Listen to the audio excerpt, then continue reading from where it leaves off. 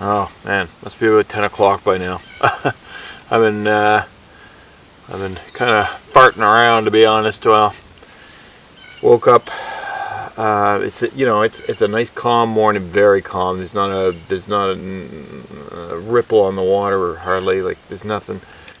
Beautiful calm.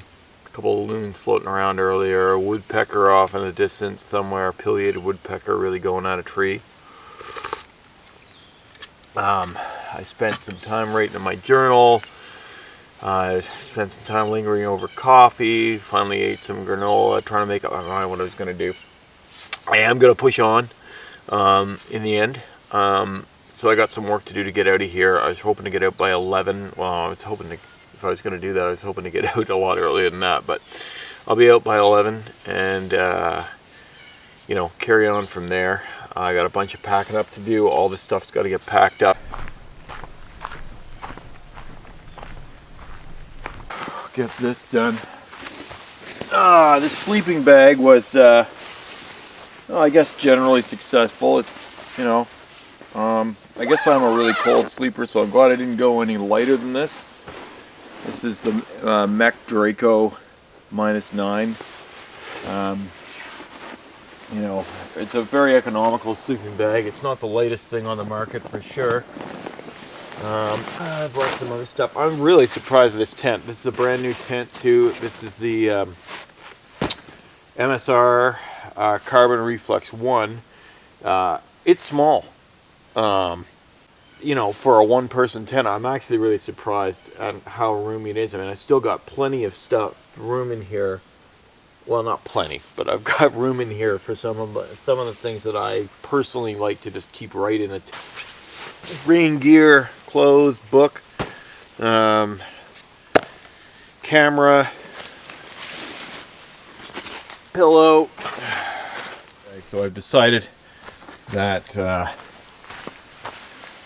I'll use this bag as a secondary pack. I've done that before. It's an old compression bag I bought, I don't know, a long time ago. I've been using it in recent years as a second pack. You don't put a lot of weight in it, but you put enough that it would relieve some of the 10-15 pounds in this off of the big bag will definitely make a difference to me. Today I'll be crossing into new territory for me, Upper Maple Creek, and beyond that through Tilley Lake and North Raven Lake, where I'll be camping. Upper Maple Creek is supposed to be nightmarish.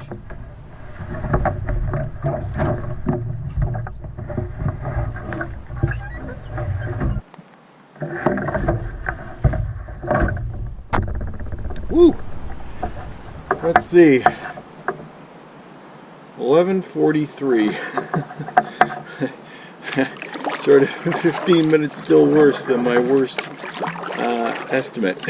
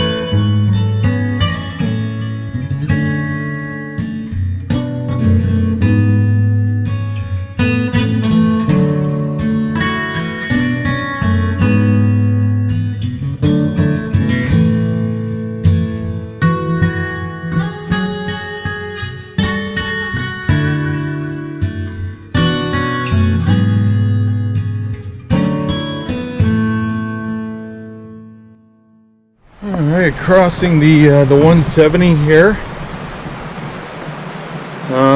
And I am now rigged up to double carry the portages, which I think is a smarter idea for sure. So here we're crossing a little logging road. Somebody's been across this very, very recently, and might as well just come over here and check this out. Look at this, beautiful. Oh boy, here comes the fun. Oh boy. Alright, I think the way forward is over here. Lots of downed trees I'm finding. Yesterday, passed a few sets of these. You know, the crews, of course, haven't had enough time to get out and look after these roots. And this is, now this is on regular maintenance. Oh man. Whoa.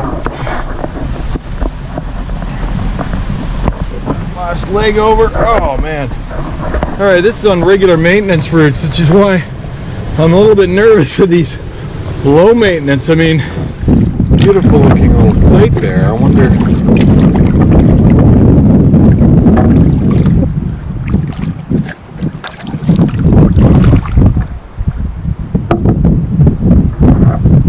I've never associated Erables with good campsites. That's why I don't really. There are some. There's one really nice one down at the bottom that I stayed at once. Beautiful, but a lot of the sites are kind of holes in the wall. That's quite nice in behind. Not great for water access, that's for sure, although it might get nicer in lower water conditions.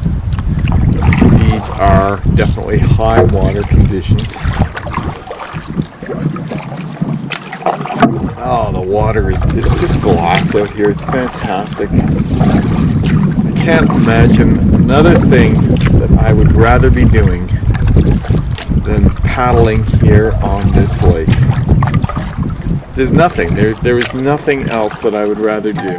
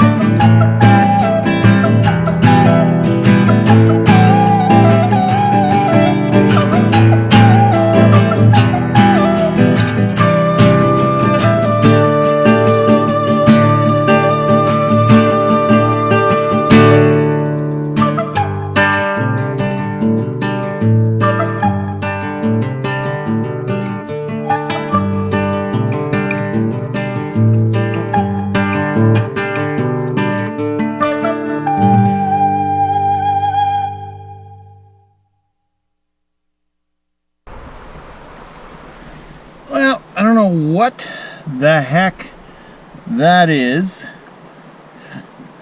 but doesn't seem very native. All right, Upper Maple Creek. It is 2:11. I took a little time out there to capture some pictures of the falls, a little cascade. Well, according to the map, yeah, I've got a little paddle until we come to the junction. Yeah, it's starting to tighten up here for sure. I thought it was going to be a beautiful sunny day. It is not turning out to be a beautiful sunny day, but well, we're coming up to the Scoose Portage, the Scoose Lake Portage. See the sign. Not sure if the GoPro was picking it up, but anyway. And a lovely beaver dam, which fortunately the water is high enough to get over.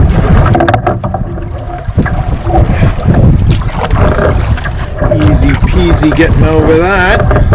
Now is where the fun begins. 2:20.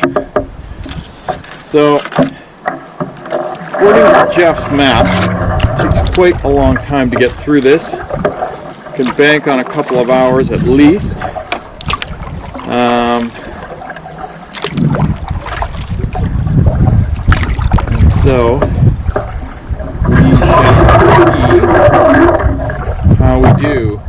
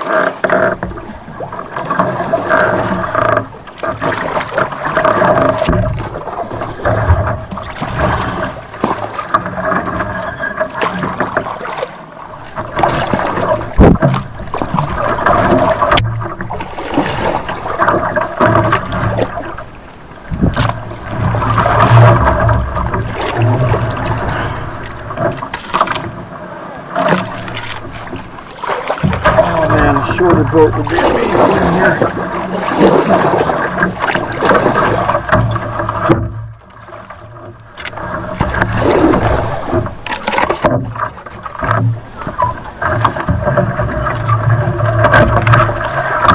I can completely see how this thing got its reputation. Holy crap.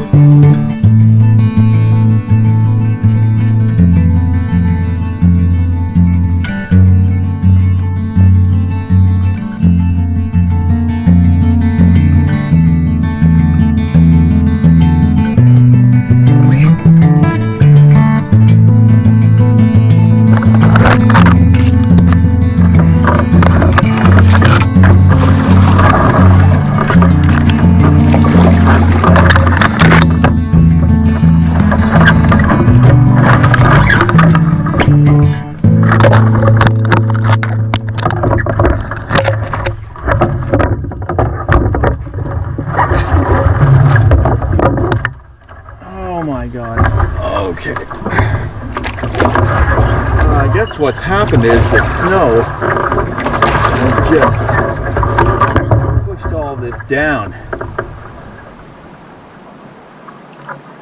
Oh, but I am not getting through that without some serious something. My theory that I wasn't going to run into anybody today. I just took the group.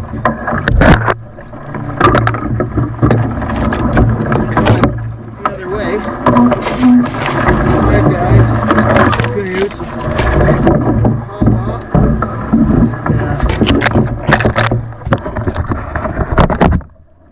man. What you see in terms of now is about the same as it's been for the last good while. It is not. Those guys said there was another group up ahead going my direction, currently headed to towards the cabin. I wish those guys luck. Now, this is going to be wet.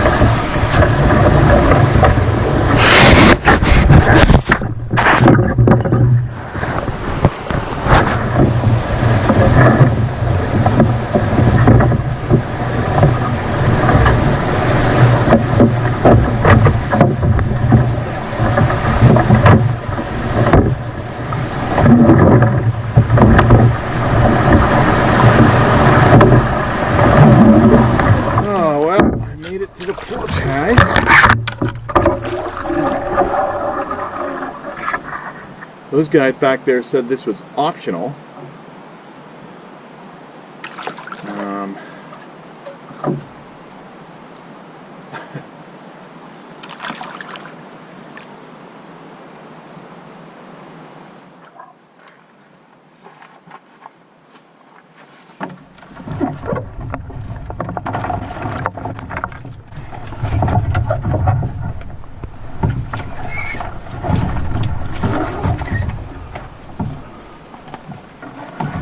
Well, as you see, decided to take a portage. Not sure this is actually a better deal, to be honest, at all. Some blowdown here.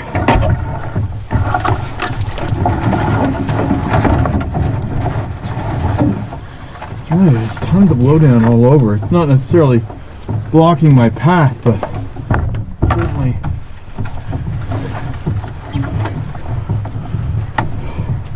all around me, one way or another. I'm very happy that I changed things up with my portaging rig. This is just a lot better. I'm going to end up doing two trips across the portage,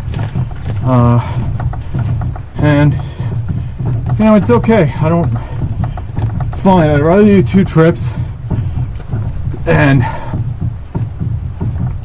not have any issues than, you know, one trip and break an ankle or break something, and wind up, you know, in a very serious situation. Here's a blow down here. Something just chained down. Took a whole other tree out. Oh man. So those guys back there.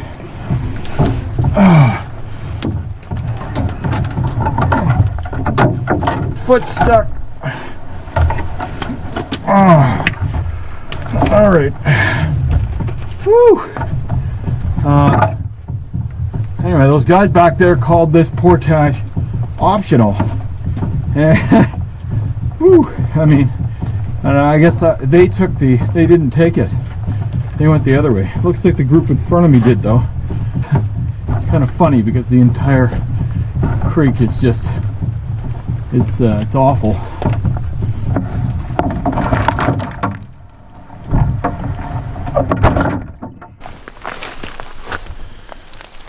Beautiful thing. That took me about an hour and 45 minutes all told. It was like 2:11, I think, when I checked my time at the junction by the Kiosk Lake portage. Wow, the boat is some the worse for wear. Unfortunately, all the debris that I accumulated is wet. It's kind of clinging to the Kevlar. But here I am. And this says 685, but it's actually, I think, a 985 according to Jeff's map. So, kind of thinking I need to eat something. I'm not sure whether I'm just going to power down a Cliff Bar or I'm actually going to eat a lunch. I mean, it's almost 4 o'clock, so looking forward to getting to camp. It looks like it's going to be at a reasonable time, which really makes me happy. Oh, oh, this is funny. I didn't notice this. Check it out. 9:45. I'm looking forward to getting through this. Hopefully, there's not too many blowdowns on this portage, and I can get settled in on North Raven. There's one more portage after this this is just a Tilly. Not one more portage after this into North Raven, but hopefully that one's not a big deal. Whew. Well, I'm home for the night. It's I got here just about 5:30. It's just a little after that now. I just pulled up, still unloading the boat, scoping out this site. There was another site a little further down over there to the right. I opted for this one because it was a little more open area, a little more space around, and man, oh, some huge hemlock here. I will enjoy making camp for the night. It has been it's been a long, fairly long day. I am tuckered, so here's where the tent's going to go, and it's the upper site. I kind of think I may get rain. Well, I don't kind of think. I think it's a strong possibility I'm going to get rain. If not tonight, by tomorrow morning. So I want to make sure I'm appropriately set up. I'm going to go scope this site out, make sure I know where the facilities are, find a good tree for hanging food. I see one possibility right there, but it's a little close. And start to settle in.